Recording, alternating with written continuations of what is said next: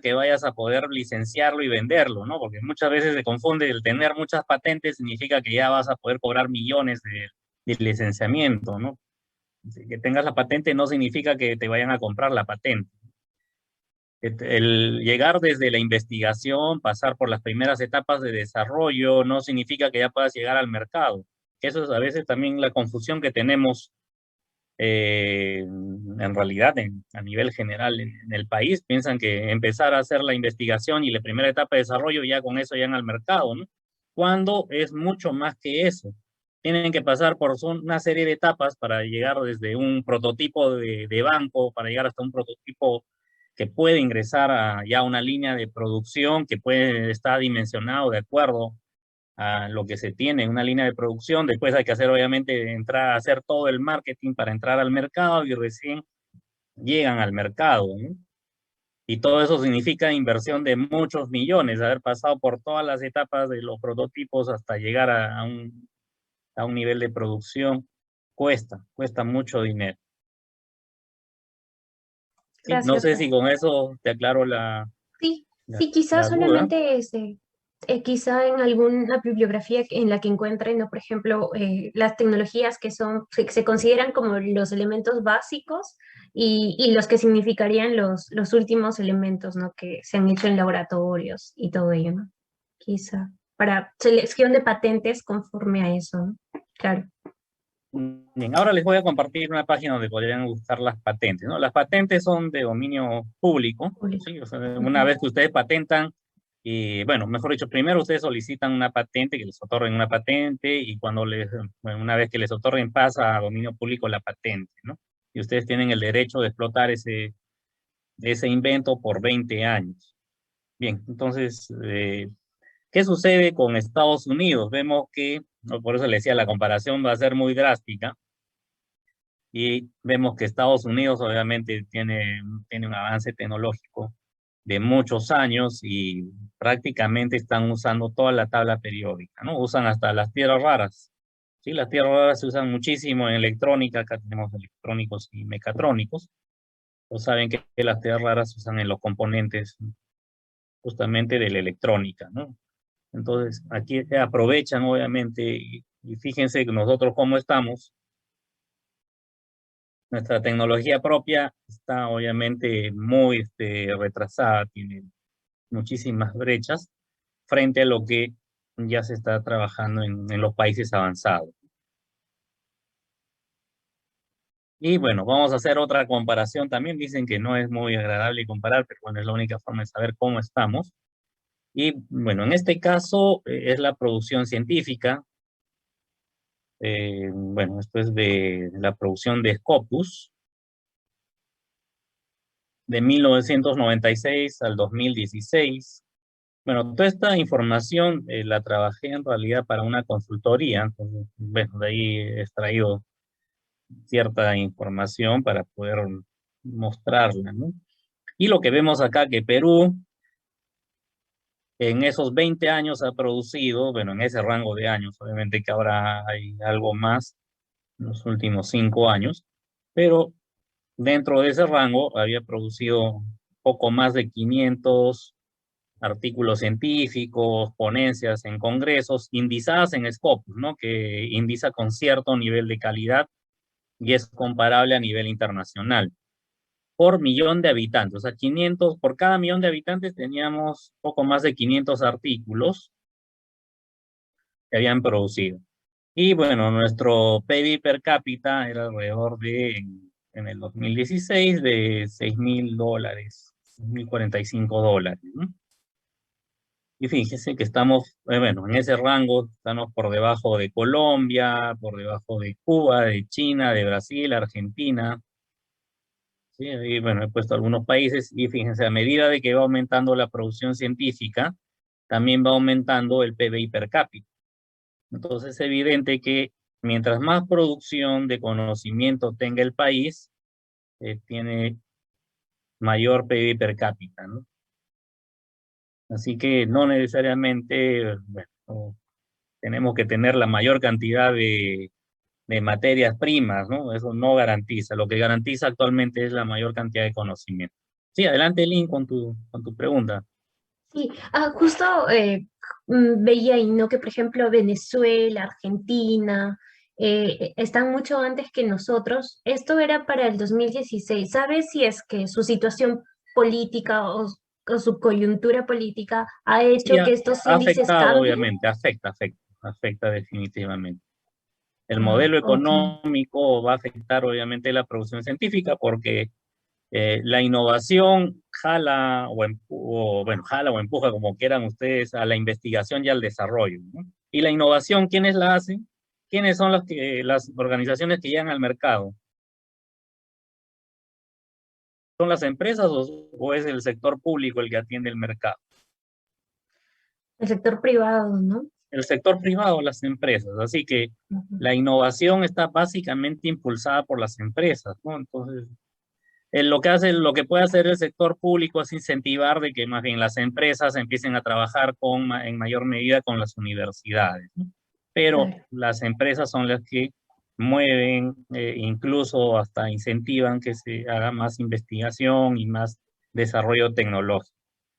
Y el desarrollo tecnológico, bueno, que está obviamente más ligado al mercado, lo desarrollan las empresas. Eso no se desarrolla en las universidades, ¿sí? Las universidades hacen la primera etapa de desarrollo, pero las etapas finales, las más complejas, yo diría incluso hasta las más complejas y más costosas, se hacen en las empresas. Profesor, una consulta, justo lo que decía con lo que justo se encargan las empresas.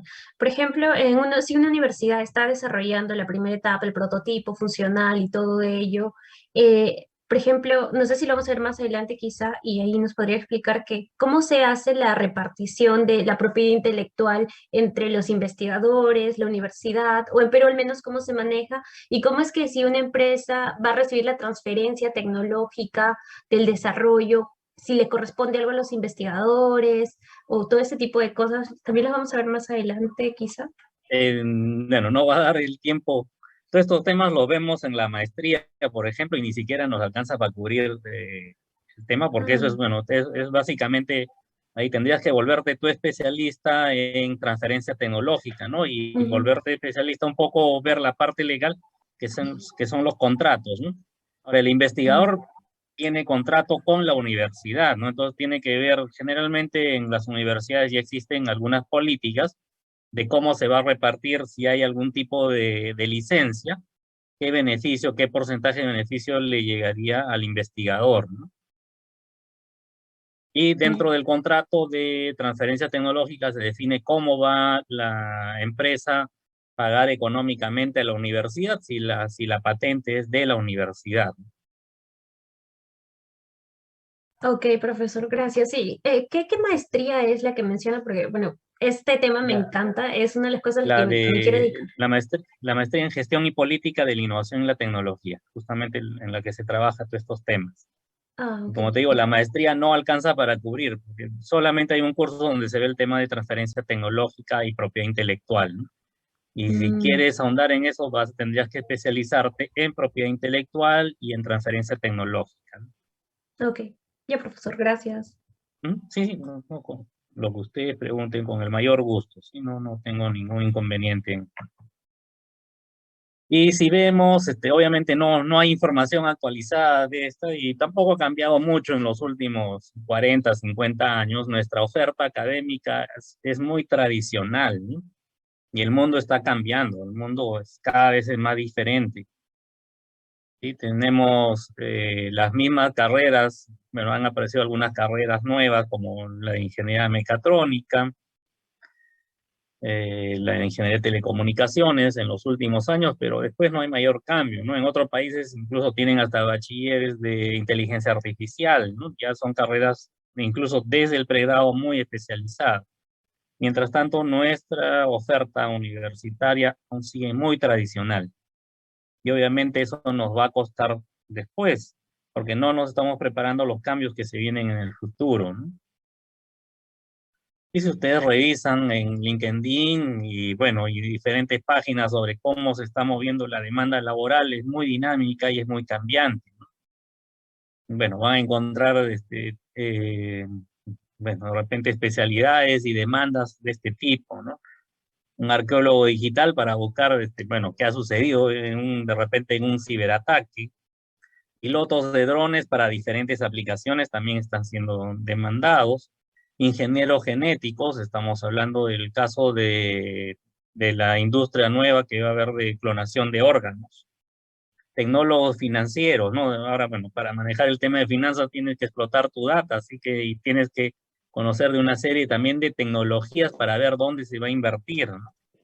Expertos en ciberseguridad, obviamente cada vez el tema de la seguridad informática es muy importante, bueno, y es un problema cada vez creciente, así que es algo que se va a tener que trabajar muchísimo en los próximos años.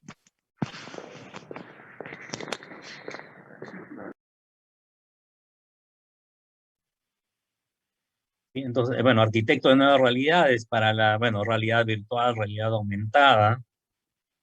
Bueno, lo que mencionábamos, ¿no? El diseñador de órganos. Y se están creando nuevos tipos de negocios, y vamos a hablar sobre eso también. Expertos en videojuegos, cada vez, bueno, en un momento pensaron que los videojuegos iban a llegar a un cierto nivel de crecimiento y ahí se iba a saturar, pero no, cada vez es un sector que crece muchísimo año tras año y mueve miles de millones de dólares.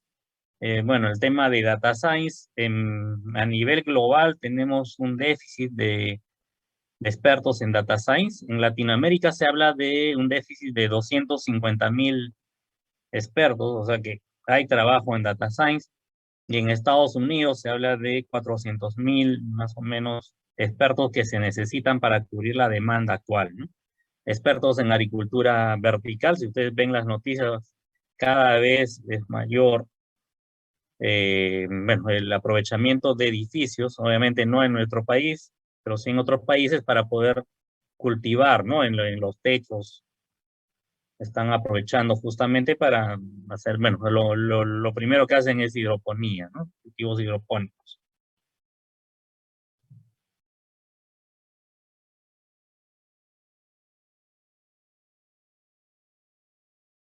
Bien, y vamos a hablar un poco de las tecnologías emergentes o transformativas, que creo que eso es algo que se estaban preguntando, y lo primero que vamos a hablar es del ciclo de vida de la tecnología.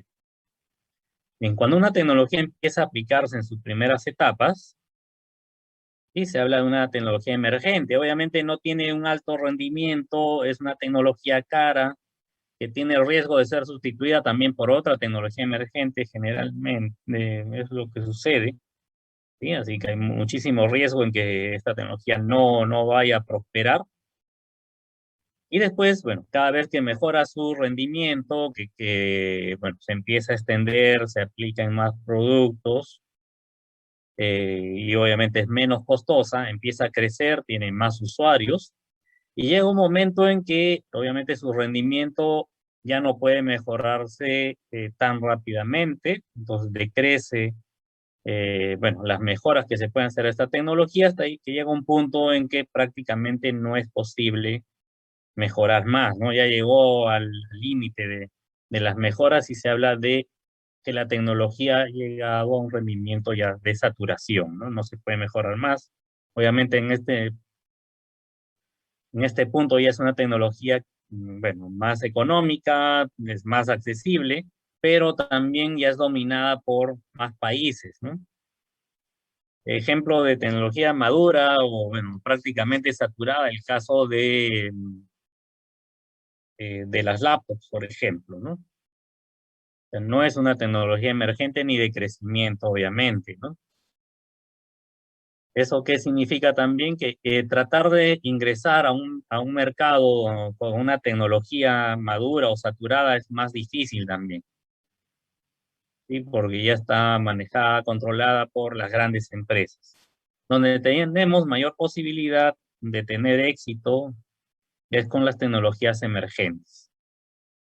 Que tenemos mercados, bueno, con menos competencia, donde hay menos empresas, pero obviamente es de mayor riesgo.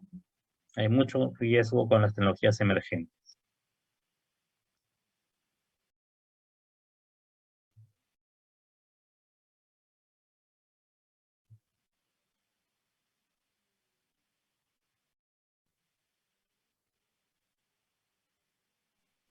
Bien, no sé si tienen alguna pregunta para poder continuar.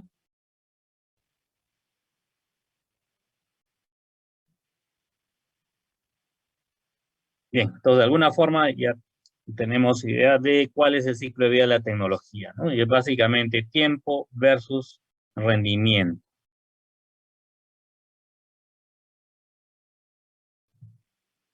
Bien, y bueno, lo primero que quería mostrarles es la estrategia integrada al 2050 del Millennium Project. Obviamente esto siendo actualizado cada 2 años, como les había mencionado.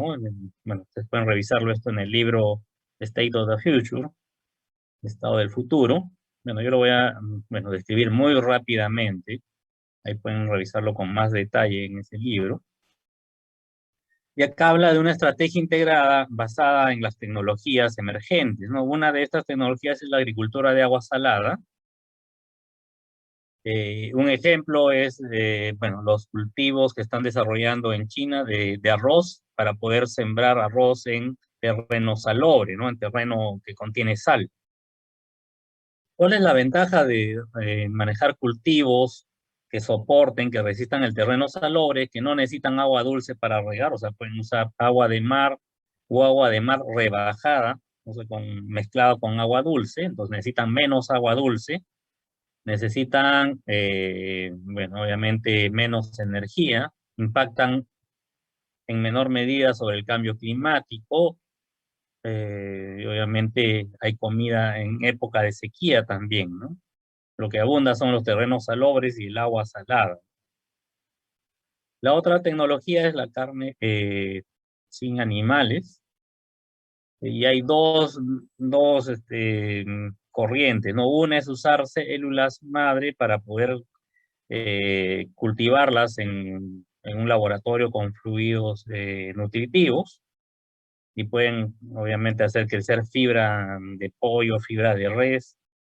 Finalmente es lo mismo, ¿no? O sea, si creció, bueno, en un animal o creció en un laboratorio, finalmente es fibra, es proteína y bueno, pueden hacer una hamburguesa de res o una hamburguesa de pollo. Y de alguna medida, bueno, no tienen que matar un animal para poder comer carne, usan menos agua, el control sanitario es obviamente más perfecto, hacen uso de menor de espacio, se requiere menos energía y también impactan menos sobre el cambio climático, ¿no? Bueno, ¿y cuál es la otra forma, no? Habíamos dicho que una era trabajando con células madre y la otra forma es usando mezclas de vegetales, ¿no? Que también es otra corriente de la forma como se está alimentando las personas, ¿no? La mezcla de vegetales y bueno, sobre eso vamos a hablar un poquito más adelante, ¿no? Luego tenemos el caso de, bueno, esto no es una tecnología, sino es un acuerdo que tiene Estados Unidos con China, que básicamente consiste en reducir las emisiones de CO2, y esto obviamente es importante porque se va a hacer investigaciones, se va a trabajar nuevos proyectos con el fin de disminuir, obviamente, el impacto en el cambio climático, mejorar la seguridad ambiental, y esto debería prevenir también conflictos en el futuro. Luego también se habla de una estrategia mundial contra el crimen organizado. Digamos, cada vez el crimen organizado, bueno, está distribuido a nivel global, tiene unas redes gigantescas, y la única forma es que se organicen los países en conjunto, ¿no? Si no, esto no va a poder ser disminuido, ¿no? Vamos a tener serios problemas en el futuro. La otra estrategia es trabajar sobre energías renovables, ¿no? Cada vez tenemos mayor consumo de energía, y a pesar de que estamos cambiando a iluminación LED, bueno, y a usar vehículos eléctricos, pero igual, cada vez vamos a consumir más energía, así que tenemos que cambiar a energía renovable, con las energías verdes, ¿no? O las tecnologías verdes. Luego está la otra estrategia, el tema de telenaciones. Bueno, ¿qué se entiende por telenaciones? Básicamente que empecemos a incorporar en gran medida las tecnologías de información, las TIC, en la salud, en la educación, en el tema de las instituciones, para poder ofrecer mayores servicios a la población, ¿no? Esto obviamente reduciría la pobreza, reduciría las brechas de ingreso y se incrementaría el desarrollo. Hay casos, bueno, obviamente que en la situación actual que nos encontramos en la pandemia, se ha acelerado muchísimo en los países en los que bueno, no había ingresado en gran medida las tecnologías de información, ¿no? Tal es el caso en nuestro país, ¿no? El tema del teletrabajo no era una opción válida, y así que, bueno, ahora aquí no nos ha quedado otra que tener que utilizarlo, ¿no? La otra estrategia, bueno, son los sistemas globales de inteligencia colectiva, que significa que, bueno, las decisiones se tengan que tomar en conjunto, ¿no? Y tenemos algunos ejemplos. El caso de Suiza, ellos tienen un congreso que se encarga de formular las leyes, pero no las aprueba. Tiene que haber aprobación por parte de la población. ¿Eso qué significa? Que frecuentemente tienen mini referéndums por medio de Internet actualmente, y es la población la que aprueba las leyes, ¿no? Bueno, aprueba o desaprueba. Y anteriormente, no, bueno, antes de que hubiera Internet, la aprobación y desaprobación era de forma telefónica, ¿no? Y en algunos países también tienen en sus gobiernos locales, bueno, mejor dicho, sus gobiernos no solamente eligen sus gobiernos locales, sino que también eligen sus funcionarios públicos, ¿no? Sobre todo los funcionarios públicos más importantes, de repente jueces, fiscales, bueno, médicos, profesores, son elegidos a nivel del gobierno local cada cierto tiempo. Y esto implica que, obviamente, si el mundo va a cambiar hacia el 2050, con una serie, bueno, de tecnologías y estructuras, nosotros tenemos que preocuparnos en el incremento de la inteligencia individual. Eso significa que vamos a tener que cambiar de profesión cada cierto tiempo. De repente, cada 5 años, cada 10 años, va a ser frecuente que tengamos que cambiar de profesión. Bueno, y esto fue lo que sucedió antes de la pandemia. Era un estudio sobre el futuro del trabajo. Esto fue publicado, bueno, es The Future of Jobs del 2018, del World Economic Forum. Hay un estudio del año pasado, les recomiendo que lo revisen, del 2020, es muy interesante. Obviamente se ve qué ha sucedido, ¿no? Antes de la pandemia se esperaba que entre 4 o 5 años se pierdan 75 millones de empleos. Gracias a la pandemia se ha perdido los 75 millones y más, justamente de los trabajos que eran más rutinarios, más repetitivos. ¿Sí? Se han visto afectados principalmente administradores, contadores y burócratas, y que realizaban ciertos trabajos rutinarios y que han podido ser de alguna forma en gran medida reemplazados, sustituidos por la automatización de procesos, ¿no? Básicamente por el software. ¿Sí? Pero obviamente estos cambios implican que vamos a tener mayor cantidad de información, mayor cantidad de data disponible, y se podían generar una serie de oportunidades. ¿Sí? Se han generado, bueno, durante la pandemia, una serie de empleos, pero concentrados en las áreas de tecnología, ¿no? Y ahí tenemos, bueno, los bueno, analistas de datos, los desarrolladores de software, de apps, comercio electrónico, se vieron, obviamente, faltaban especialistas en estas áreas. Pero lamentablemente, y bueno, ¿por qué se dio la falta de especialistas? Porque los países no estaban justamente preparando gente en esas áreas, ¿no? En las áreas de tecnología. No solamente en tecnología, en TIC, sino que generalmente se usa como ejemplo la parte de TIC, pero en realidad son otras áreas tecnológicas que también se han visto beneficiadas, bueno, y se aceleró el cambio, ¿no? Se habla en algunos casos, en unas tecnologías, que el cambio se ha acelerado 15 años, 20 años, en otras en menor medida, ¿no? Pero ha habido obviamente una aceleración del cambio debido a la pandemia, ¿no?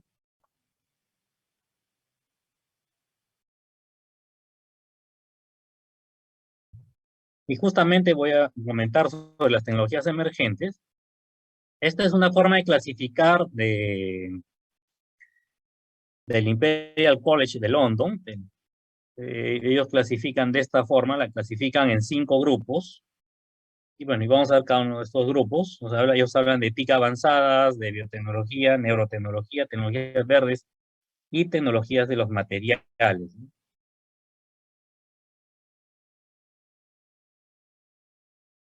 Y en TIC avanzadas tenemos una serie de tecnologías. Bien, y vamos a hablar sobre tres etapas, ¿no? Se habla sobre tecnologías presentes o del presente, son tecnologías que ya están en el mercado actualmente. Se habla de tecnologías probables, aquellas que podrían ingresar en los próximos, de repente, 4 o 5 años.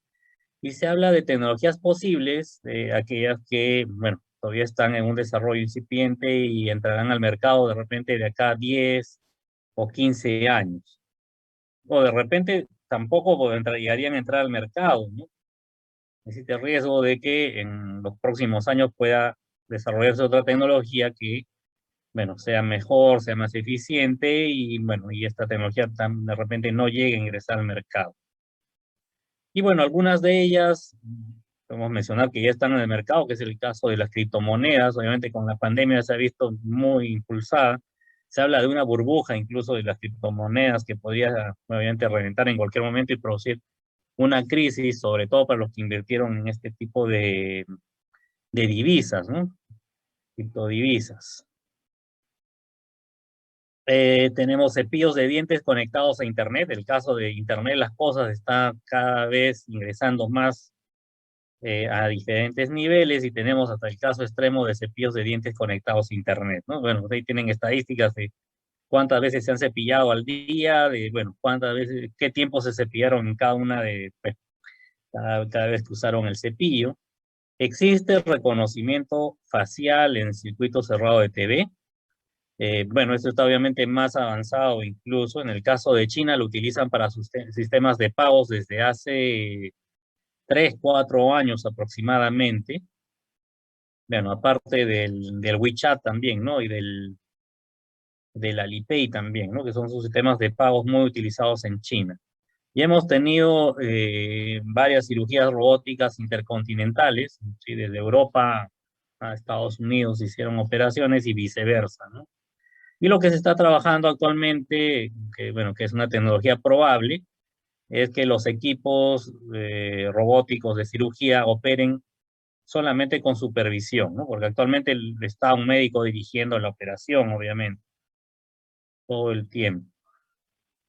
¿Y qué podría darse en los próximos? Obviamente, estos son algunas tecnologías, ¿sí? Porque el mapa que publica el London College el Imperial London College es bastante amplio, ¿no? Tiene muchísimas más tecnologías. Yo acá solamente estoy incluyendo algunos ejemplos. Ese podría venir en los próximos 4 o 5 años, de repente la traducción de idiomas en tiempo real. También China está trabajando y otros países sobre la lectura de labios en el video, en el circuito cerrado de TV, así que no solamente van a saber quién está hablando, sino qué está hablando solamente por medio del video, ¿no? El tema de las flotas de taxis eléctricos autónomos, en esto está trabajando Uber y algunas compañías también de Asia. Bueno, obviamente, ¿qué va a suceder cuando Uber tenga esta tecnología madura? Bueno, o por lo menos en crecimiento, entrará al mercado, bueno, ingresará al mercado sus taxis sin conductor. ¿Y eso qué significa? ¿Qué va a ser más económico un taxi, obviamente, sin conductor, ¿no? ¿Y qué va a suceder con los conductores de taxi? No van a poder competir contra una computadora en el vehículo, ¿no? Bueno, aparte de que ya tenemos vehículos, bueno, mejor dicho, existen vehículos autónomos, ¿no? El caso de Tesla es la compañía que está liderando la tecnología, pero también Volvo, por ejemplo, tiene sus vehículos Viera. Si ustedes buscan en internet, bueno, en YouTube, en Viera, ahí tienen una serie de aplicaciones que están teniendo con los vehículos de carga, ¿no? Ya vienen vehículos de carga sin cabina. Bueno, y en los próximos años posiblemente las tarjetas de crédito, bueno, físicas ya van a desaparecer, ¿no? Actualmente los bancos ya están ofreciendo tarjetas de crédito virtuales, ¿no? Manejadas, gestionadas desde el celular. Entonces, las tarjetas de crédito, tal como las conocemos, el plástico debería desaparecer en los próximos años. Aparte de los otros sistemas de pago que ya existen, ¿no? ¿Y qué podría darse en los próximos 10 o 15 años? O sea, si el tema de los automóviles autónomos prospera, bueno, obviamente quienes más se equivocan conduciendo, quienes más accidentes van a producir o podrían seguir produciendo son las personas, así que podrían empezar a prohibir a los conductores humanos, ¿no? En los próximos 10, 15 años, los robots deberían haber superado en número a los seres humanos y el Internet de las cosas debería estar llegando al billón de dispositivos. Y así que, bueno, es un tema de tiempo, básicamente, el avance de estas tecnologías. Bueno, una tecnología que sí es importante mencionarla, que se me estaba pasando, es el tema de las computadoras cuánticas, ¿no? Actualmente ya tenemos más de 10 años de computadoras cuánticas en el mercado. D-Wave fue la primera computadora, bueno, o la compañía que lanzó la primera computadora cuántica. Actualmente, bueno, ya existen otras compañías también que tienen computadoras cuánticas en el mercado, incluso Microsoft estuvo a punto de lanzar el año pasado ya al mercado una computadora cuántica en cierta medida, portátil, transportable, ¿no? Transportable, más que portátil, transportable.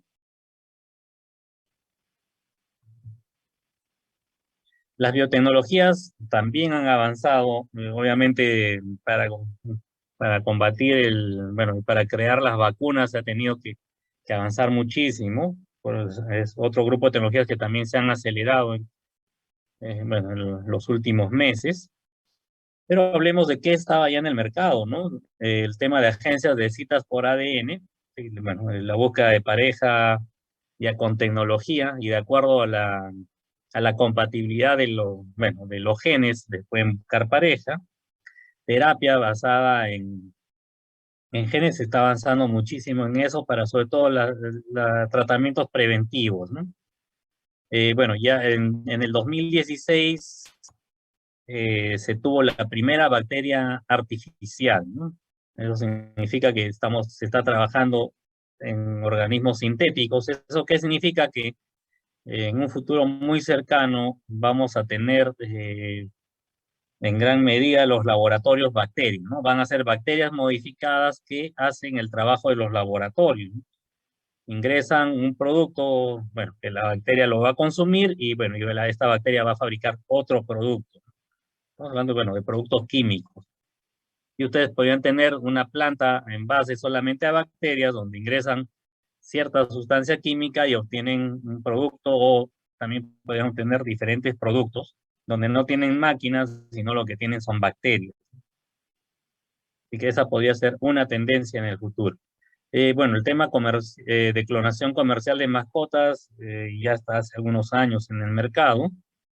Bueno, se habla que la clonación de un perro cuesta alrededor de $10,000, la clonación de un gato alrededor de $5,000.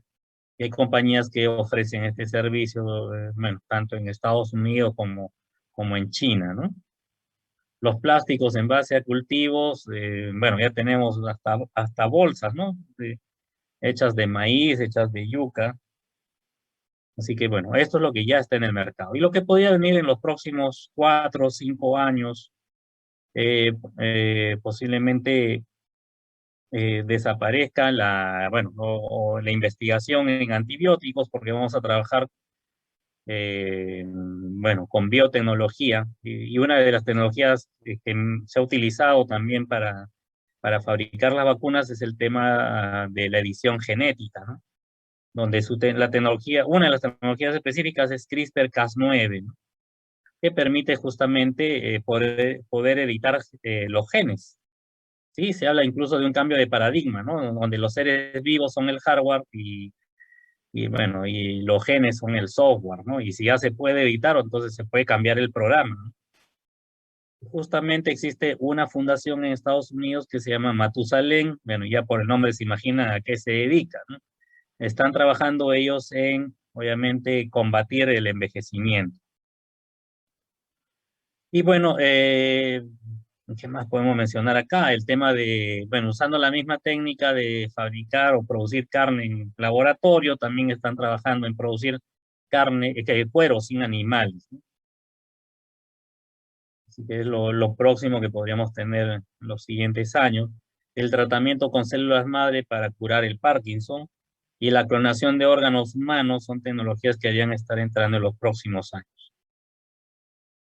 ¿Y qué podríamos tener en los próximos 10 o 15 años? De repente, pues, bueno, para personas que han sufrido alguna enfermedad, un accidente, la recuperación de sus órganos con nanofibra hilada, el almacenamiento casi ilimitado si usamos estructuras de ADN para almacenar datos, la erradicación de enfermedades por modificación genética de los vectores. En el caso de la malaria, sí, bueno, se podría erradicar si se modifica genéticamente a los mosquitos. Y se espera que, bueno, en los próximos años se legalice la ingeniería genética en humanos, ¿no? Actualmente no está permitida.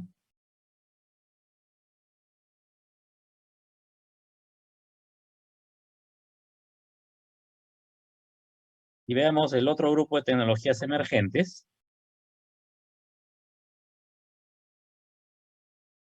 Tendríamos, bueno, el caso de los implantes cocleares o las neurotecnologías, ¿no? Los implantes cocleares permiten recuperar la audición a las personas que han perdido, o bueno, o que han nacido con, bueno, sordas, ¿no? Actualmente acá se hace la operación, pero los implantes cocleares no los fabricamos nosotros, los compramos en el exterior. Se han hecho pilotos, bueno, de acuerdo a la literatura, es en España y en Noruega, sobre usar las huellas cerebrales, ¿no? Para, como prueba en un tribunal.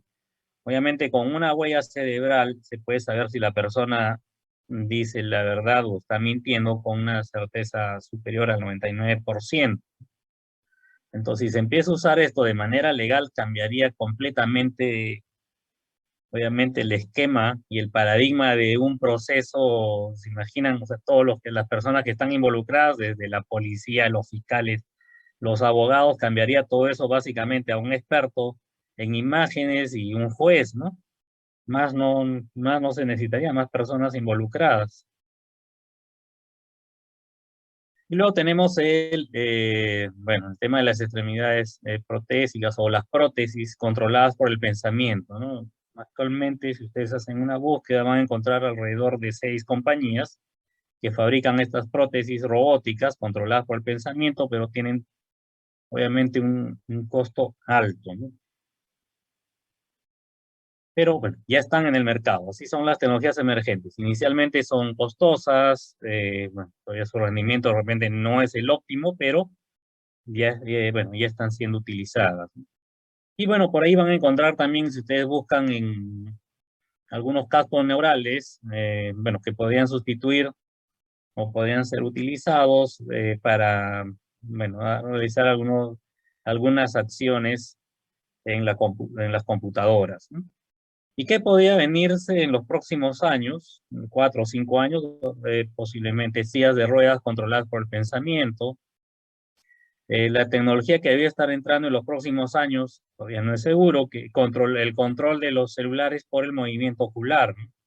Así que aparte de los dedos, también podríamos usar el movimiento ocular para dar comandos a los celulares.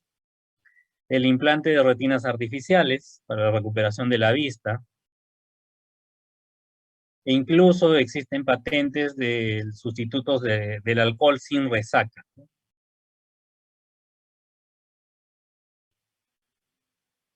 Bueno, ¿y qué podría venirse en los próximos 10, 15 años? Bueno, obviamente Neuralink parece que va a adelantar estos 10, 15 años. Neuralink es una empresa de Elon Musk, el dueño de Tesla también es dueño de Neuralink. Ellos están trabajando en una interfaz cerebro-celular primero, sería la primera versión, y después, bueno, cerebro-computadora es básicamente lo mismo, ¿no? Para poder tener comunicación con el computador. Bueno, ya no tienen que usar teclados para ingresar información. Obviamente que el ingreso de información sería mucho más rápido, ¿no? Y sería la primera forma de lograr, de alguna manera, la telepatía, ¿no? Por medio, obviamente, de una computadora y de Internet. Entonces, de repente, ya no tendría yo que dictar, ¿no?, acá la clase en 3 horas, sino de repente en un par de minutos hay una transferencia telepática por medio de una interfaz cerebro-computador, ¿no? Bueno, esto sí es que se llega a desarrollar en los próximos 10, 15 años. Bueno, o antes, ¿no? Como Neuralink ha ofrecido que ya tiene muy avanzado este tipo de interfaz. Y luego, bueno, si avanzan obviamente el uso de la toma de huellas cerebrales, podría ser algo rutinario en los aeropuertos que, bueno, les saquen una huella cerebral para ver cuál es la intención que tienen en el viaje, ¿no? Entonces ahí se podrían prevenir los secuestros de los vuelos, ¿no? O hay algún otro tipo de delito en los vuelos. Y también una tecnología que todavía está en sus inicios, es la grabación de los sueños. Si ustedes buscan en YouTube van a poder ver, bueno, qué es lo que están trabajando en este tema. Bueno, si se puede grabar o se puede de alguna forma leer la actividad cerebral, obviamente también pueden leer no solamente los sueños, sino la actividad que están teniendo en cualquier momento, ¿no? Como dicen, bueno, será posible leer los pensamientos si se, bueno, desarrolla esa tecnología.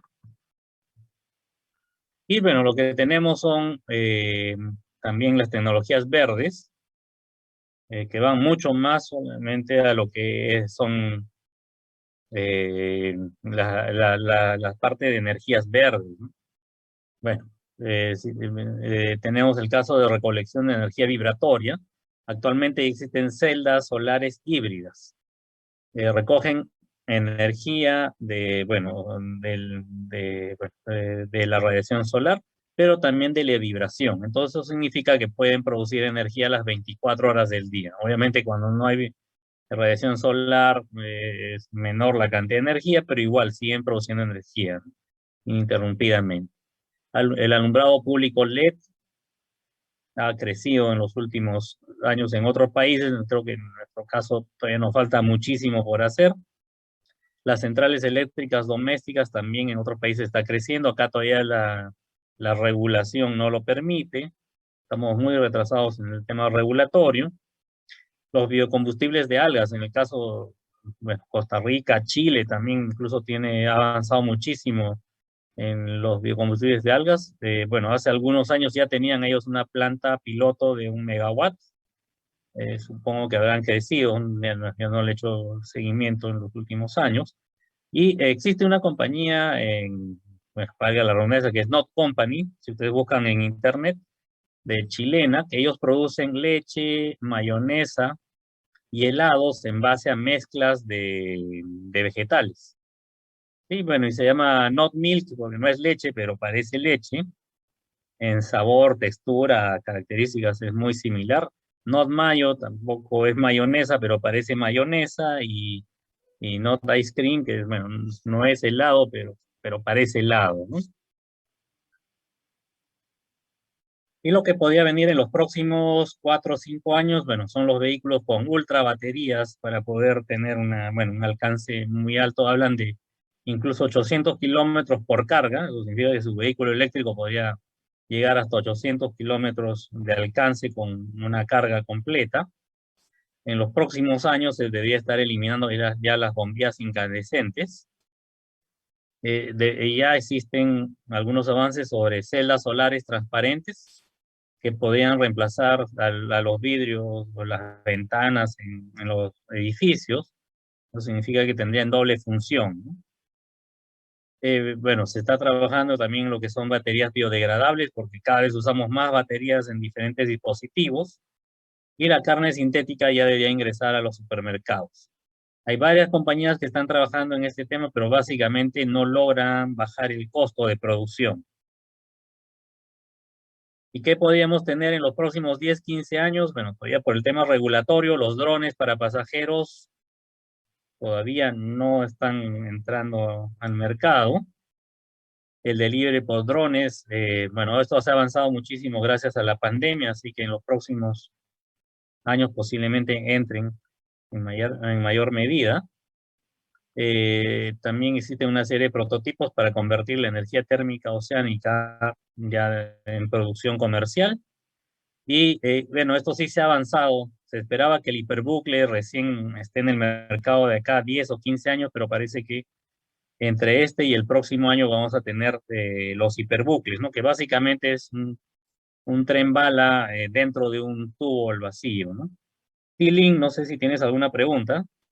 Sí, quería preguntar sobre la normativa, si es que en Perú existe, sobre para que los drones puedan hacer delivery. O sea, lo que sé hasta ahorita es que el MTC ha avanzado sobre, pues, sobre un certificado para drones, para que para que puedas manejarlos, pero no sé si en Perú ya hay un avance en algún ministerio para que ya esté regulado, ¿no? No, no, no creo todavía, porque en Europa justamente están trabajando sobre eso, ¿no? Europa ya sea para ya, trabajar en una regulación, porque obviamente si dan el libre acceso a los drones, esto va a ser un problema.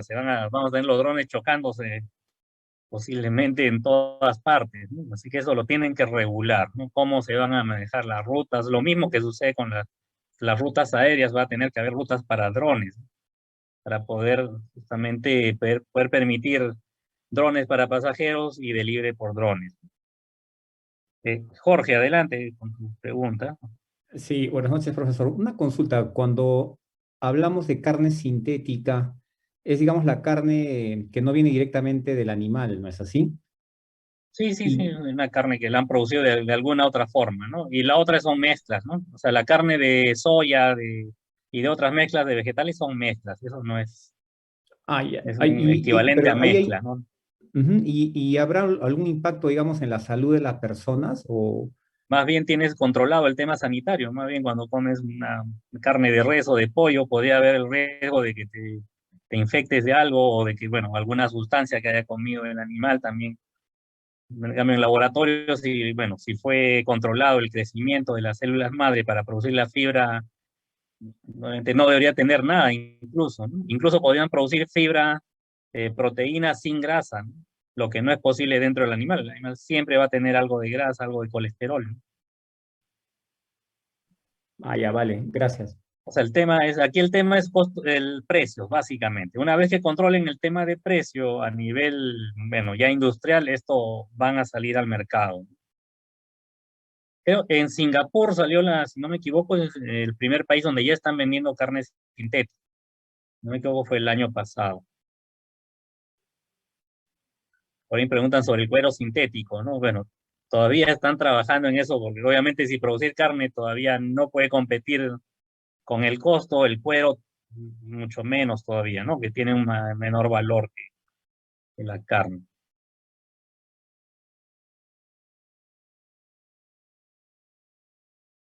Creo que nos faltaba ver lo último. No, bueno, ya no hemos visto, ¿no? El hiperbucle, si ustedes quieren, pueden buscarlo en YouTube, pueden ver ahí algunos avances, es Hyperloop, ¿no? Hyperloop. En inglés es donde van a encontrar más videos sobre incluso los prototipos que están probando. Si la carne sintética tiene sabor, no sé, bueno, habría que ir a Singapur, donde sé, creo que es el único país donde ya se ha empezado a vender, ¿no? No sé cuál es el sabor, pero debe ser lo mismo, al final es fibra animal, es igual si es, bueno, en laboratorio o es extraída de un animal, ¿no? Ingrid, no sé si tienes ahí alguna pregunta, comentario. Sí, buenas noches, profesor. En cuanto al tema de la alimentación, también se ha avanzado mucho en la venta de insectos como parte de la Ah, alimentación. sí, sí, también, obviamente para lo que se usa, por ejemplo, acá en el país y en Colombia también, y en Mm. algunos países de Latinoamérica, es los pellets de larva de mosca para alimentar a los pollos. Eso es lo que se está avanzando. Por eso que se está reduciendo también la demanda de harina de pescados. Así que pensamos si todo el tiempo iba a ser demanda de harina de pescado, no, ahora se está trabajando justamente en producir proteína en base a insectos, ¿no? Es una de las tecnologías en la que se está trabajando. Bueno, como les había mencionado, esta es solamente una muestra de tecnologías, porque si tuviéramos que hablar de cada una de estas áreas de tecnologías emergentes, no acabaríamos, porque cada una bueno, va a haber de repente unas 100, 150 tecnologías que tendríamos que mencionar entre las presentes, probables y posibles, ¿no? Y que no acabaría la clase. Bueno, y teníamos que llegar a los materiales, ¿no? Los materiales también están avanzando muchísimo. Y sobre todo la nanotecnología es la que va a impulsar en los próximos años todo el tema de los materiales. Bueno, tenemos el caso de nanopartículas antibacterianas para la ropa, en el caso de las mascarillas también, ¿no? Han escuchado de mascarillas, seguro con partículas de cobre y partículas de plata. Las nanopartículas en cosméticos y protectores solares se usa desde hace años. Bueno, nada más que bueno, no viene obviamente en las indicaciones que usan nanotecnología, pero bueno, ya se usa nanotecnología. El tema de los televisores de puntos cuánticos, los televisores 4K, 8K, es nanotecnología. Existen también pinturas y superficies autorreparables, pueden buscar en YouTube de una serie de fabricantes, pero obviamente son costosas, ¿no? Bueno, en los próximos 4 o 5 años, aquí sí no hay muchos ejemplos. Básicamente las pantallas y dispositivos que pueden ser deformados, estrujados, doblados, y metamateriales que podrían funcionar como antenas. Y lo que sí podría venirse en los próximos 10, 15 años, tenemos el caso del superconductores a temperatura ambiente. Ahí sí tendríamos un serio problema si logra desarrollarse una tecnología que funcione. Actualmente necesitan una serie de condiciones especiales para tener un superconductor. ¿Se acuerdan cuál es nuestro producto estrella de exportación? Es el cobre. Entonces, si se llega a desarrollar un superconductor a temperatura ambiente, estamos hechos. No vamos a exportar nada, ¿sí? Porque la principal aplicación del cobre es como conductor. Y si hay otros materiales, que es el caso del grafeno, que logren en algunas bueno, mezclas de materiales o estructuras funcionen mejor que el cobre, también vamos a estar hechos. Así que vamos a perder. Y el caso del litio también está siendo sustituido por, ya se está mezclando con grafeno, ¿no? Litio con una mezcla de grafeno requiere menos cantidad de litio y es posiblemente que grafeno puro pueda servir en el futuro para las baterías. Y el grafeno básicamente es carbono, ¿no? Y el carbón existe en grandes cantidades. Bueno, el grafeno ha resultado tener múltiples propiedades y bueno, y con mezclas justamente se logra una serie de aplicaciones, ¿no? A diferente nivel, incluyendo electrónica y microelectrónica. Entonces, obviamente en el futuro deberíamos tener también baterías de grafeno, es lo que podría darse. Hay una compañía que se llama Grafenano en España, que justamente tiene una serie ellos fabrican grafeno, ¿sí? Láminas de grafeno. Y debido a que, bueno, estaban obviamente fabricando el grafeno, han empezado a crear una serie de compañías, bueno, y la primera de ellas, o una de las primeras es Gravat, que obviamente fabrican baterías con grafeno, y obviamente en el futuro va a ser una de las compañías más importantes, ¿no? Porque baterías vamos a requerir para todo, cada vez requerimos más baterías. Y bueno, en los próximos 10, 15 años, obviamente se habla actualmente bueno, de robots que reparan robots, pero lo que va a venir en el futuro es nanobots que fabrican nanobots, ¿no? Que de alguna forma se autorreplican. Y deberían también, gracias al grafeno, vamos a poder tener compuestos súper ligeros, con unas propiedades, bueno, de repente si queremos sustituir al acero, vamos a tener compuestos en base a grafeno que bueno, pesan igual que el plástico, pero resisten igual que el acero, ¿no? Sí, Lynn, no sé si tienes alguna pregunta.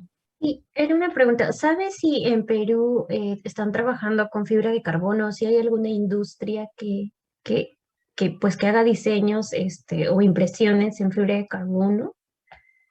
No tengo referencia. Supongo que de repente en el lado bueno, del automovilismo posiblemente, y de repente también bueno, en el tema de los yates, las motos acuáticas, puedan estar Ujú, trabajando con fibra de carbono, ¿no?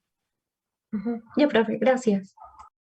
Y por ahí también alguien más levantó la mano, alguien más quiere consultar algo. Sí, era para poder responder parte de la pregunta anterior. Y adelante, adelante, Paul. Sí, por ejemplo, cuando se imprime con fibra de carbono, actualmente ya hay la tecnología. Normalmente para impresoras 3D a lo largo de los últimos años han ido aumentando los nuevos materiales. También se hacen para poder imprimir patrones, los cuales se forran con fibra de carbono y obtiene la forma que se quiere, y finalmente ese patrón se disuelve incluso en soda cáustica y queda la estructura como tal. Sí, gracias. ¿Sabes si en Perú, o sea, trabaja alguna empresa con eso? ¿Conoces de ese tipo de empresas? Bueno, si es impresión 3D, deberías comprar, es posible comprar los materiales, ¿no? O el cabezal que trabaje con fibra de Con... Ya, carbono, no sé básicamente. si, pareciera que la Fortus que tienen en la sala veo, no sé si ya tenga el upgrade para trabajar con fibra de carbono, pero sí, sí Ujú, existe el material. Incluso podrían ujú, también hacerlo por si acaso. ujú. Sí, sí, sí, o sea, sí he visto, solo quería saber si había una empresa. Pero bueno, gracias. Bien, gracias, Paul, por el dato. Bien, entonces, si hablamos de las revoluciones industriales, bueno, esto hay diferentes formas de clasificarlo y de verlo. Hemos pasado por la primera, segunda revolución y actualmente, bueno, hay países que ya están saliendo incluso de la tercera revolución industrial, que es básicamente el cambio a energías renovables.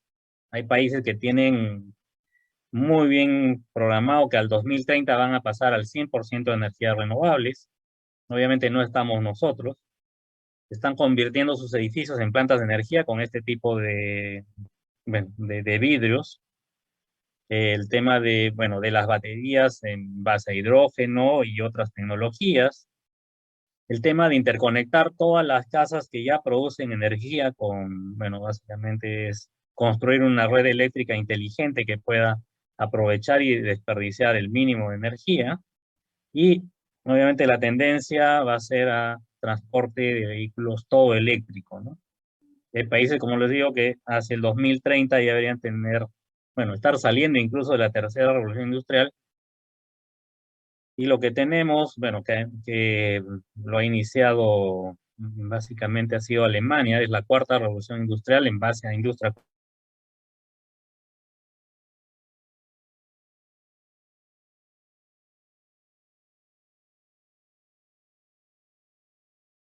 sensores, bueno, el Internet de las cosas es básico en la cuarta revolución industrial.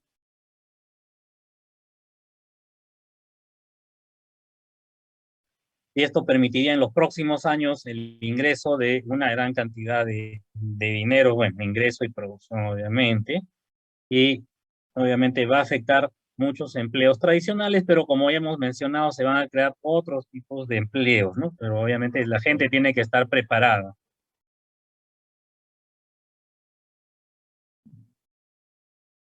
Bien, por acá tenía creo que, bueno, ya les han pasado el enlace, ¿no?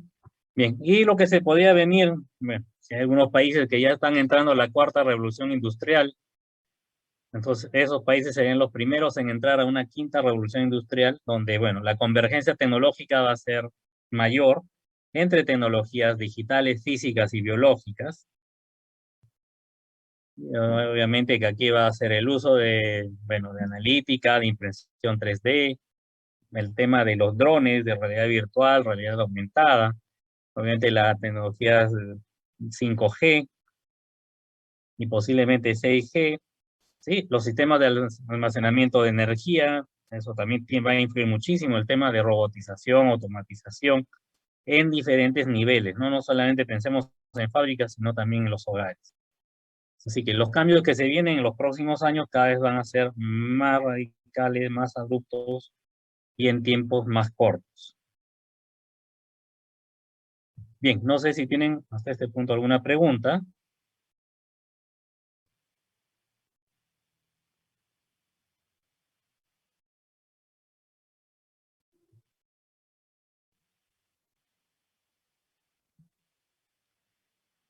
Bien, y lo que les iba a comentar es que las empresas, obviamente que están liderando el cambio, manejan este tipo de procesos. Había mencionado algo al inicio de la clase, el tema de perspectiva tecnológica, que les permite a ustedes poder trazar los escenarios futuros, ¿no? ¿Cuáles van a ser los escenarios que podrían presentarse? Eso no significa que le vamos a acertar al 100% al futuro, que eso no es posible.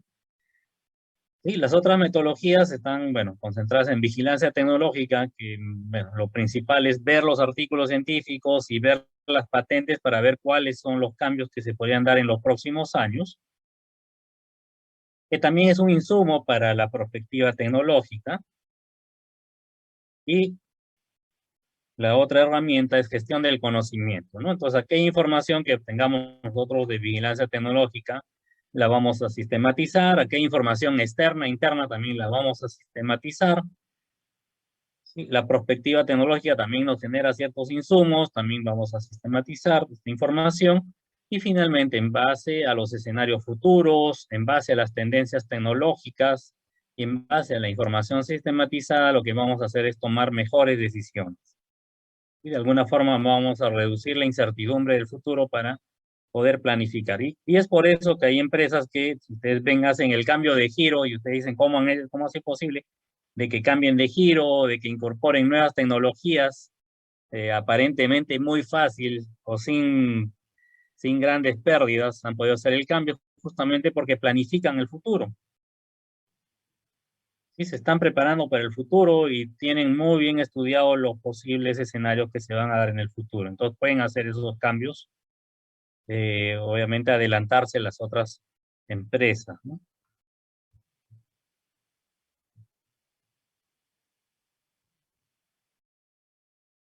Entonces, bueno, otra vez regresamos a los conceptos, después de haberles, bueno, espero que no se pongan tristes, por favor. Bueno, esa es la realidad, es lo que está sucediendo en el mundo.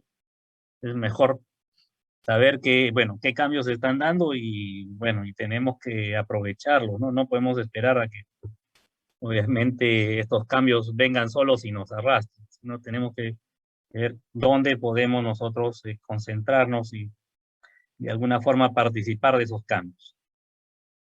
Entonces, la innovación, bueno, según la OCDE, es la introducción de ya habíamos mencionado, un bien o servicio significativamente mejorado, ¿no? Y puede ser a nivel del producto, puede ser a nivel de un proceso, puede ser el método de comercialización o la forma como está organizada, bueno, la empresa. Y Schumpeter ya había hecho esta definición en 1912, así que el tema del concepto de innovación no es reciente, no es de los últimos años, ya tiene más de un siglo, tal como se conoce esta definición. ¿Sí? Él ya había definido justamente dónde podrían darse estas mejoras, estos cambios. ¿Sí? Así que los tipos de innovación pueden clasificarse a nivel de producto, proceso, comercialización u organización.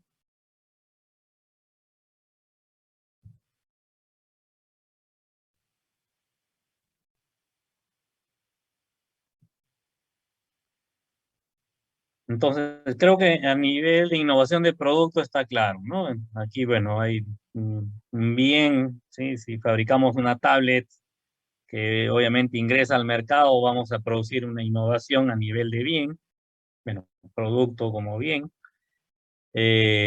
No sé, bueno, en algún momento McDonald's, bueno, produjo la innovación de vender hamburguesas, ¿sí? Entonces ahí puede ser considerado como servicio. O si tienen ustedes una máquina autoexpendedora, bueno, o una máquina donde permite que la persona pague directamente con su tarjeta, también, bueno, obviamente es una innovación a nivel de servicio, ¿no? Algo importante, es difícil a veces separar la innovación tal cual, ¿no? De solo bien, de solo servir, a veces es una combinación. O de solamente comercialización o solamente cambio en la organización, generalmente se presenta como una combinación de cambios para producir la innovación. Y a nivel de procesos industriales también podrían producir innovación. Si cambian un proceso industrial, siguen fabricando el mismo producto, pero esto les permite poder reducir los costos, de repente cambiar los materiales, no sé, mejorar las características. El usar también, por ejemplo, impresión 3D puede producir innovación. Usar técnicas de identificación dentro de un proceso también podría producir innovación. Y, por ejemplo, el caso de trabajar solamente el diseño y envase produce innovación. Esto es a nivel de comercialización, ¿no? Sobre todo las industrias de cosméticos trabajan muchísimo en eso, ¿no? El tema de diseños, el tema de colores, el tema de fragancias, cambian de temporada en temporada y están produciendo innovación. Obviamente que no es una innovación radical que van a desaparecer a la competencia, pero les permite mantenerse en el mercado y crecer paulatinamente, ¿no? El tema de cambiar los canales de venta también les podría producir innovación, la forma de hacer la promoción, el tema de manejar las tarifas o hacer combinación de tarifas. A nivel organizacional, bueno, si cambian los procesos, si empiezan a usar de repente sistemas sociotécnicos, aplican gestión de la calidad total. El tema de aprovechar las relaciones externas, el networking, el de conectarse, bueno, la empresa con la universidad, todo esto a nivel organizacional puede producir justamente innovación.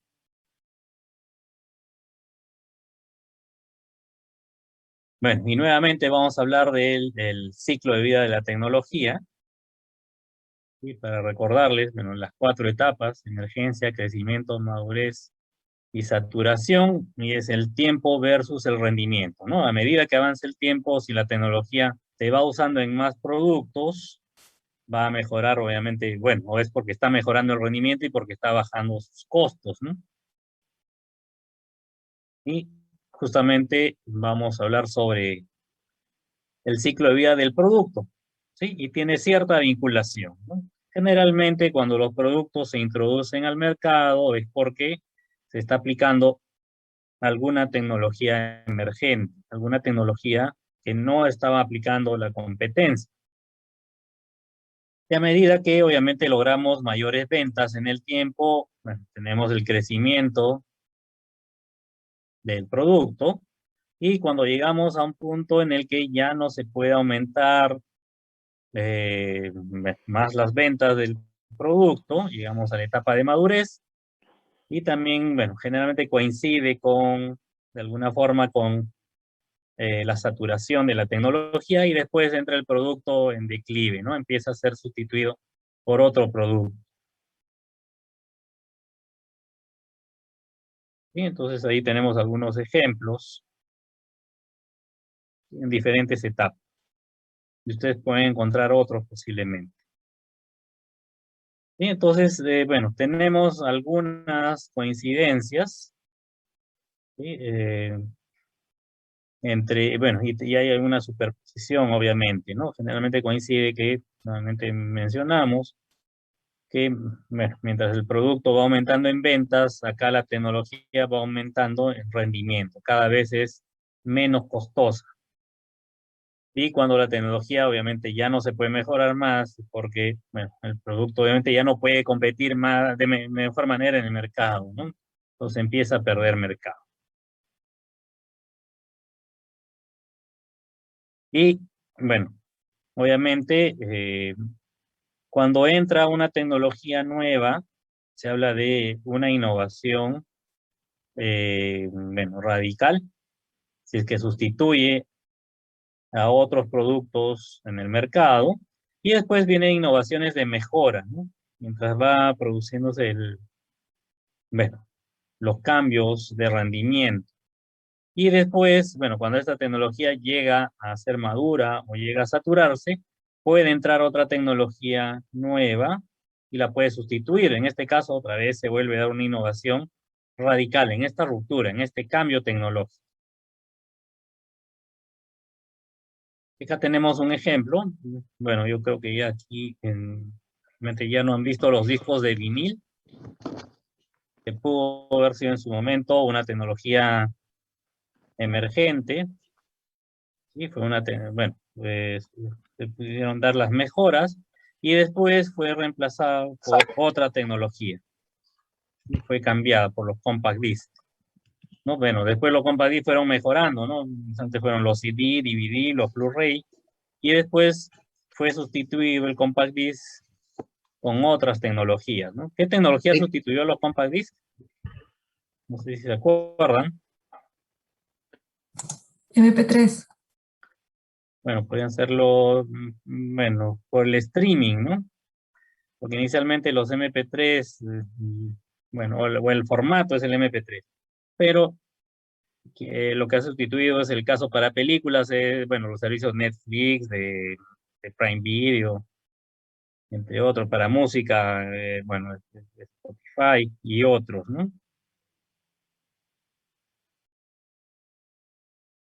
Bien, no sé si alguien levantó la mano, me parece.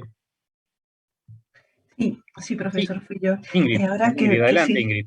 sí, ahora que menciona este tema, estaba pensando también en la obsolescencia programada, que cada vez más se aplica a los productos, ¿no? Y bueno, al final también tiene la parte del consumo, ¿no? De propiciar el consumo cada vez mayor de los productos y el tiempo de vida cada vez se reduce.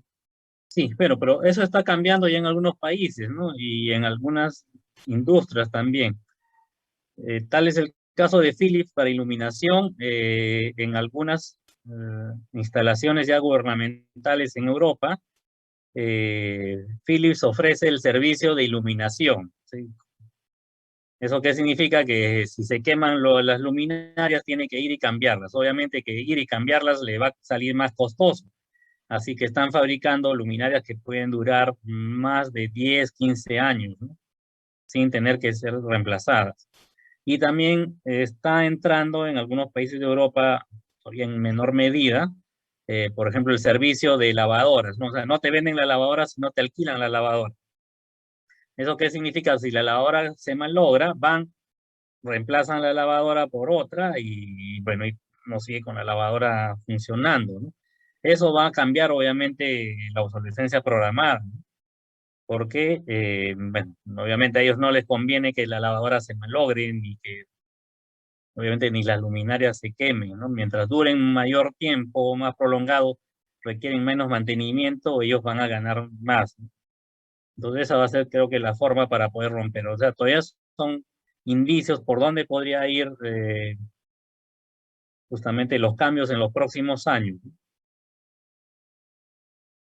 Bien, gracias Ingrid por la Ok, gracias a mí. intervención.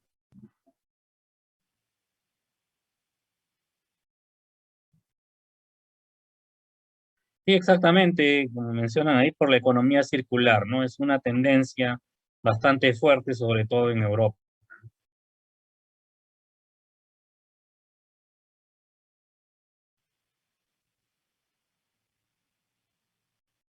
Entonces, como hemos visto, pueden haber mejoras, bueno, o pueden haber innovaciones incrementales, ¿sí? Y pueden haber también innovaciones radicales, ¿no? De cambio, donde se sustituye completamente y pueden retirar del mercado a la competencia, ¿no? Obviamente que lo ideal para una empresa es producir una innovación radical, ¿no? Desaparecer a su competencia, destruir a su competencia completamente, ¿no? Y lo usual, lo que producen las empresas para mantenerse en el mercado son innovaciones incrementales, ¿no?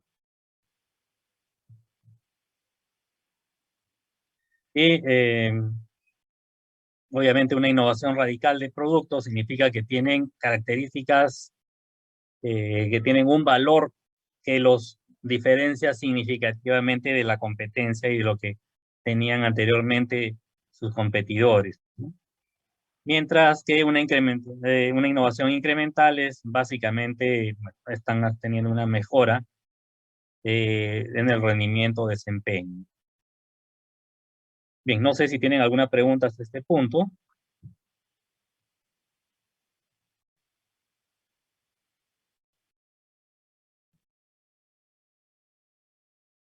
Bien, vamos a hablar sobre las actividades que pueden generar innovación. O sea, se puede partir desde la investigación y desarrollo experimental, sí.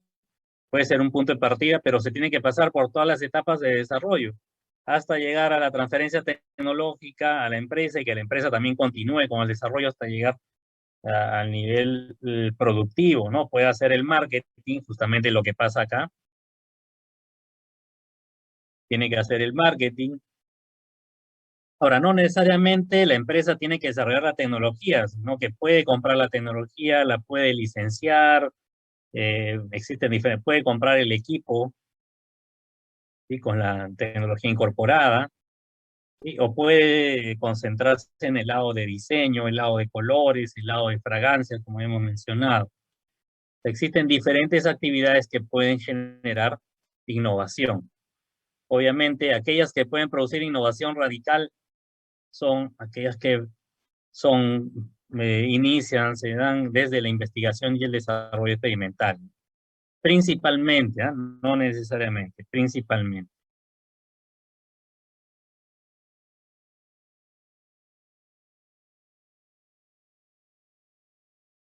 Por el proceso de innovación, bueno, existen diferentes modelos. Los más básicos empiezan a aplicarse en los años 50, y hasta mediados de los 60, donde se partía desde la investigación, se partía de, bueno, de hacer todo el diseño, el desarrollo, pasar todas las etapas de desarrollo, pasar a la producción, de ahí pasar al marketing y vender, ¿no? Lo que le estamos comentando anteriormente. No sé si había alguna pregunta adicional, porque creo que habíamos tratado sobre esto de manera muy, muy rápida al inicio. Entonces, este es el punto, bueno, la forma como se hacía antiguamente, ¿no? Partir desde la investigación. Ahora, ¿cuál era el riesgo acá? Que lo que intentaban vender al mercado no era lo que necesitaba el mercado, ¿no? Entonces, la primera mejora que hacen es partir del mercado, ¿no? Entonces, bueno, identificar qué es lo que quiere el mercado. Y justamente es lo que sucedió en muchas empresas, que el área de marketing y la de investigación, desarrollo e innovación se volvió una sola área. Y es una sola área en las empresas grandes, ¿no? El marketing y la parte de I más D más I es una sola área, es una sola gerencia. Sí, Link, no sé qué pregunta tienes. Adelante. Sí, en Perú, ¿qué se está aplicando más? ¿Todavía el Technology Push de hace 50 o la de 60-70 o estamos en un cambio Bueno, por lo progresivo? menos habría aplicar esta, ¿no? Esta no tiene sentido. Si vamos a partir desde lo que cree el investigador que le van a comprar, estamos mal, ¿no? No le va a acertar. Y ahora el mercado, incluso que es personalizado, más difícil que le vaya a acertar. Ujú. Estaría Ok, muy lejos de lo que el mercado necesita. Además, ujú, ok, gastarían muchísimo dinero y en algunos casos, depende de la tecnología, pueden ser millones, y de repente no es lo que necesita el mercado, ¿no? Ese es el riesgo. ok, gracias, profe. No, no, de nada. Entonces, obviamente esto evoluciona, cambia. Ya tenemos una gerencia de marketing y de I más D más I. Así que esto se vuelve más interactivo, ¿sí? Entonces, y se puede regresar en cualquier momento a las etapas anteriores y se puede volver a avanzar. Entonces, aquí lo importante es considerar el tema de la tecnología que se va a usar, cuáles son las necesidades que tiene el mercado, y como ven, bueno, se generan ideas, se hace I más D, bueno, más diseño, se pasa por el prototipo, las diferentes etapas de prototipado, esto es lo más costoso, hasta llegar a producción, ¿no? Y bueno, hacer marketing y ventas, y esto obviamente es iterativo, ¿sí? No está desconectado y se puede realizar las etapas según se necesite para poder acomodarnos al mercado y poder competir. Bueno, y en los años 80, inicio de los 90, pues, tenemos una cuarta generación del proceso de innovación, que prácticamente las etapas se superponen, ¿sí? Y se tiene que trabajar ya con una estructura matricial. Bueno, aquí se usan ya las metodologías ágiles, y todo está superpuesto y se tienen que hacer correcciones de acuerdo a cómo se vaya moviendo el mercado. Y bueno, se habla de una quinta generación donde, bueno, lo que tenemos son redes y vinculación con diferentes actores bueno, del mercado. Tenemos el caso de clusters, ¿sí? Tenemos el caso de la vinculación empresa, universidad y Estado. Bueno, y la forma como funciona el mercado, ¿no? En realidad. Y tenemos, actualmente se habla de una sexta generación de la innovación abierta. Bueno, por si acaso que sea innovación abierta no significa, a veces confunden que innovación abierta significa que vamos a conocer todo lo que están haciendo. No, bueno, innovación abierta significa que participa, por ejemplo, una universidad, participa una empresa, y en el camino se puede incorporar a otras entidades que pongan dinero para el proyecto, se puede incorporar a otras universidades que participen en el proyecto, y de repente si se produce una patente en el camino que puede alquilarse, que puede venderse, que puede licenciarse, se hace, ¿no? O en el camino, a partir de una tecnología, se puede hacer un spin-off, o sea, pueden hacer otra empresa que atiende otro mercado, y mientras van haciendo la parte de desarrollo, hasta que logren atender el mercado al cual estaban apuntando. La innovación abierta significa que tienen diferentes opciones, diferentes caminos, no significa que sea abierta, que sea conocido lo que están haciendo, ¿sí? Eso tengan, a veces hay una confusión, ¿no? Piensan que innovación abierta es innovación pública, donde todos sabemos qué están haciendo. Generalmente los contratos son de exclusividad y de reserva, ¿no? No se comenta qué es lo que se está trabajando.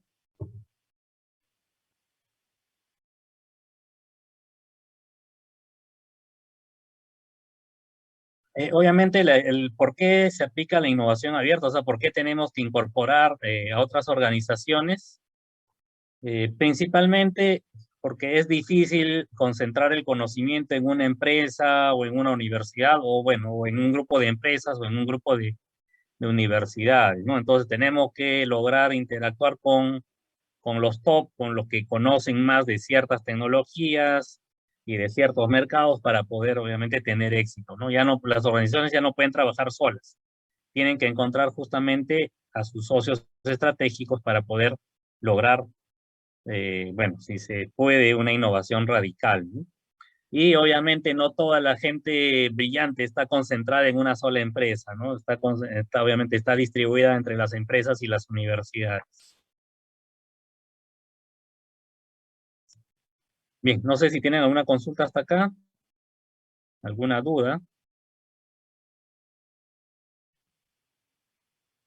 Bien, adelante, Alfredo.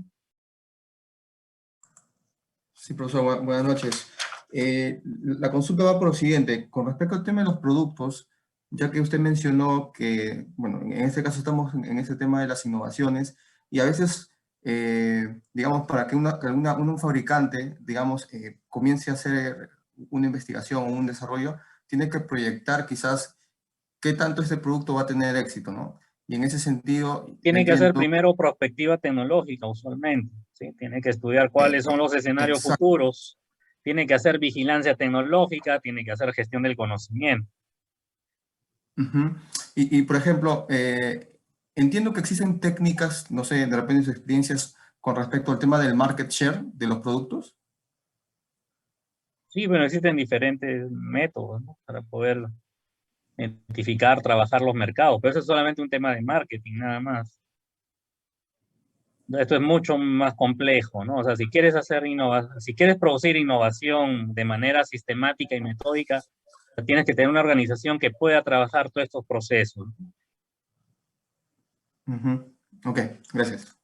Eso significa que tienes que tener gente que maneje prospectiva tecnológica, gente que esté haciendo vigilancia tecnológica, gente que esté haciendo gestión del conocimiento, que esté haciendo mejora continua, esos serían tus procesos estratégicos, ¿no?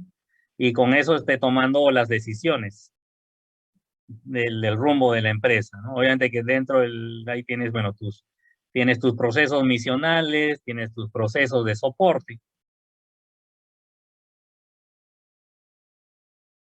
¿Eso qué significa? Que obviamente mientras tengan una organización que pueda moverse muy ágil en ejecutando estos procesos, va a tener muchísimas ventajas.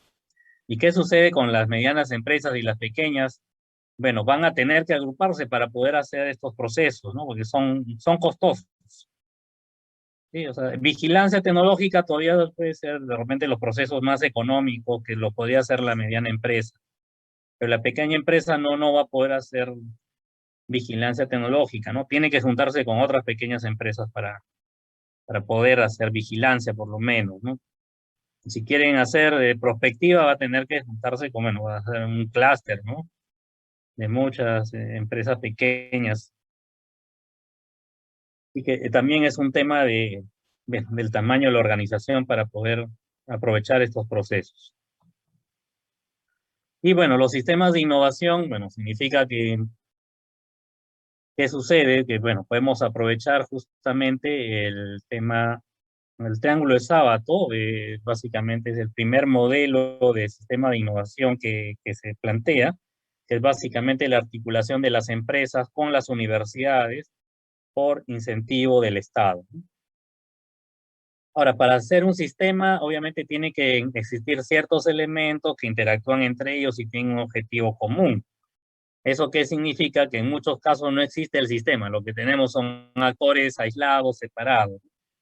Entonces, si tenemos a las empresas por un lado, si tenemos a las universidades por otro lado, ahí no existe un sistema.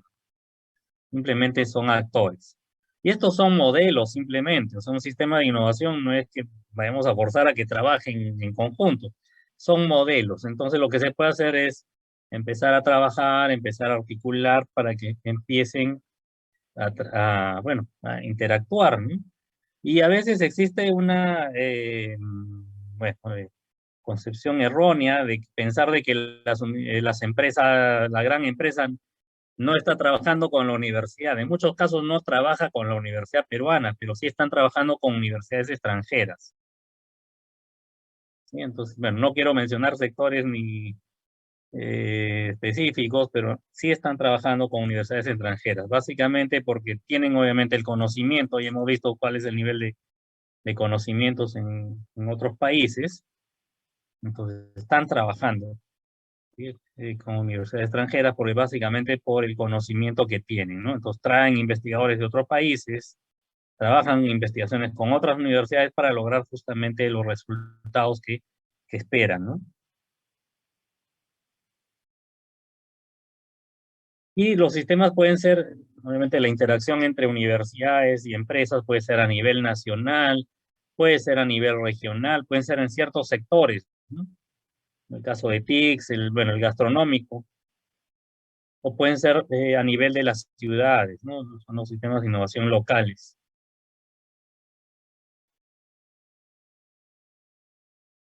Bien, no sé si tienen alguna consulta, alguna duda, algún comentario antes de hablar sobre el taller.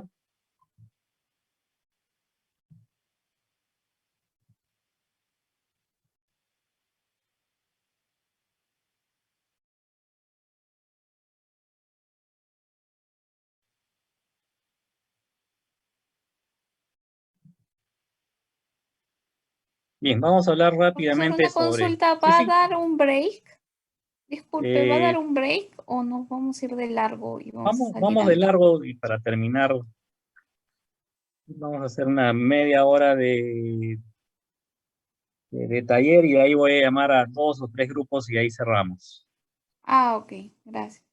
Ya para terminaremos un poquito antes de las 10. Esta primera unidad es la más extensa, no se preocupen, las próximas van a ser un poco más ligeras, no que era para cubrir los conceptos. Bien, entonces vamos a ver una de las metodologías Design Thinking. Supongo que algunos de ustedes ya han escuchado sobre Design Thinking. Hay un error muy grande a veces de pensar que estas metodologías son innovación.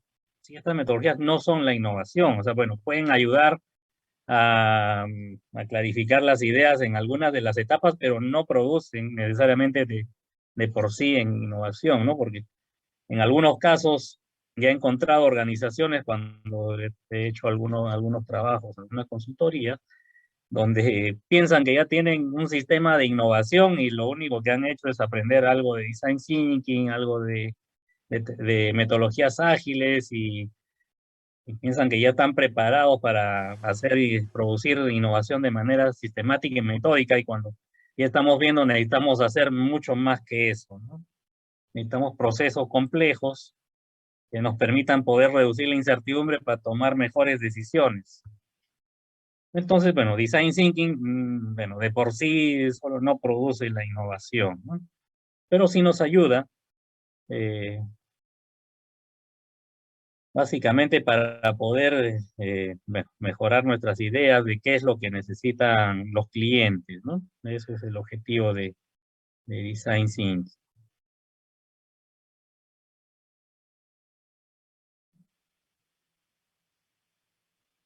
Pues ahora en el taller vamos a hacer un taller muy corto, muy breve, bueno, será de unos 25 minutos, yo calculo, más no vamos a necesitar. Vamos a trabajar en grupos.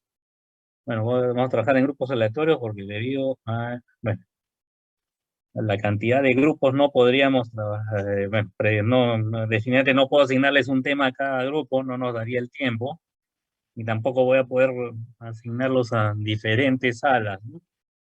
De manera manual, no terminaríamos la sesión. Y bueno, obviamente, aquí hay algunos mitos que quería mencionar sobre que la innovación surge de ideas que nadie ha tenido antes. Eso es completamente falso. ¿Sí? Incluso hay temor de compartir las ideas porque piensan que les van a robar las ideas. ¿Sí? Ustedes, bueno, por más idea disruptiva que ustedes tengan, anótenla en un papel. ¿Sí? Si aún no existe en internet y buscan, no está, pero anótenla en un papel y después de unos 3 meses vuelvan a buscar en internet y seguro que ya aparece algo vinculado. ¿Sí? Así que es difícil que a alguien se le ocurra una idea que a nadie más se le haya ocurrido antes. ¿Sí? Así que eso ténganlo en cuenta. Así que mientras más compartan sus ideas, las discutan, entonces pueden pulirla más bien y pueden mejorar esa idea, ese punto de partida, ¿no? Que el éxito siempre requiere grandes recursos, no necesariamente. Esto depende de qué sector, de qué tecnología. Obviamente, si quieren fabricar vacunas, por ejemplo, no van a intentar hacerlo si no tienen grandes recursos, ¿no? El tema de biotecnología, ¿no? Obviamente necesita una gran cantidad de inversión. La innovación disruptiva siempre se basa en tecnologías fascinantes, también es otro mito, ¿no?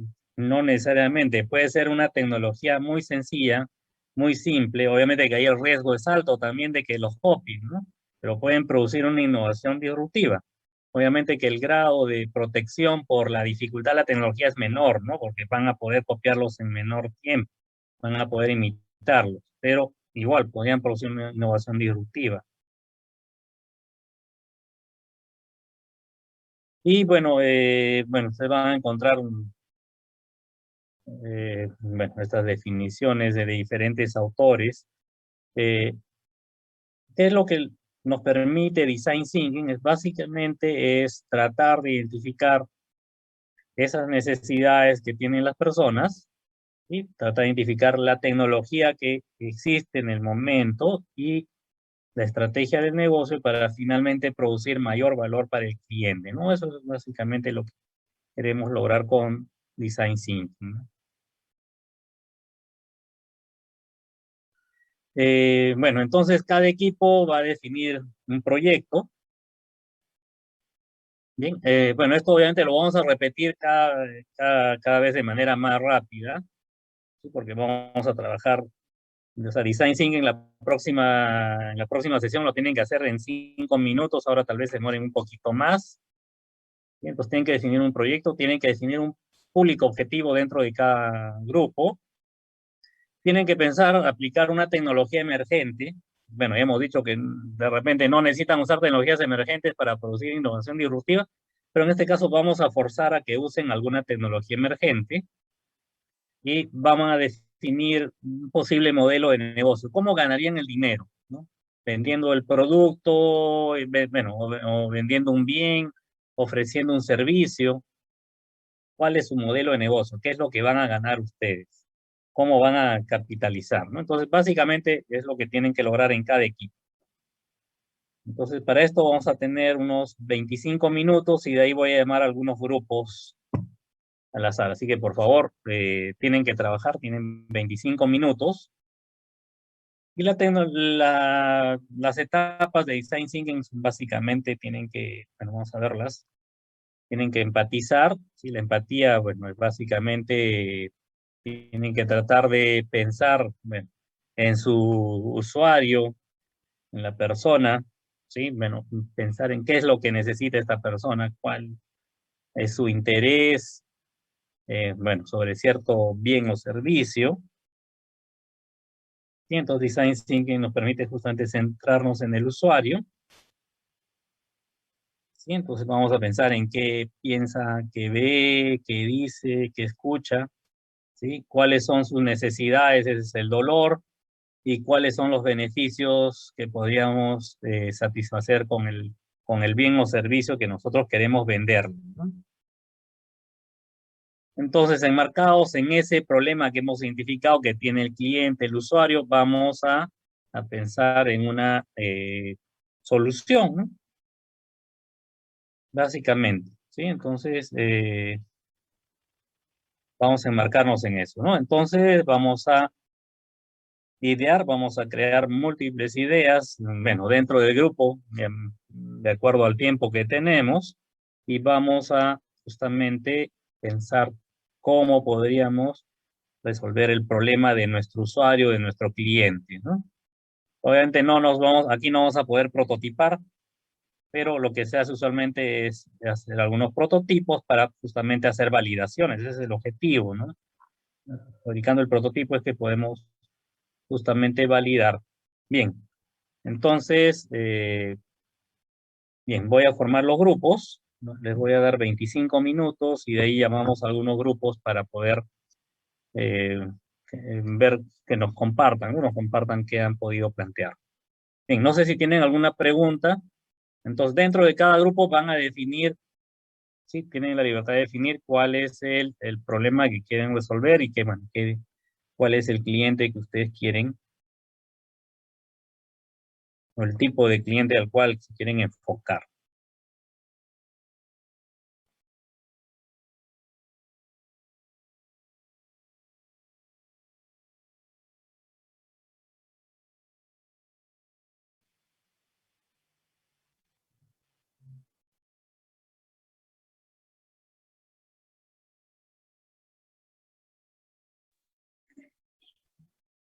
José, por favor, si me das el anfitrión para poder crear los grupos.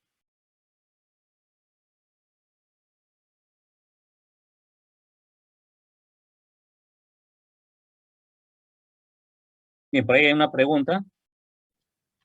Sí, profesor. ¿Puede habilitar la opción de compartir pantalla para los grupos, por favor? Sí, por favor, pueden usar de preferencia un PowerPoint, uno de ustedes lo maneja, o de repente comparten también unas presentaciones de Google para que puedan trabajar. No se olviden usar alguna de estas herramientas para que puedan presentar rápidamente, ¿no?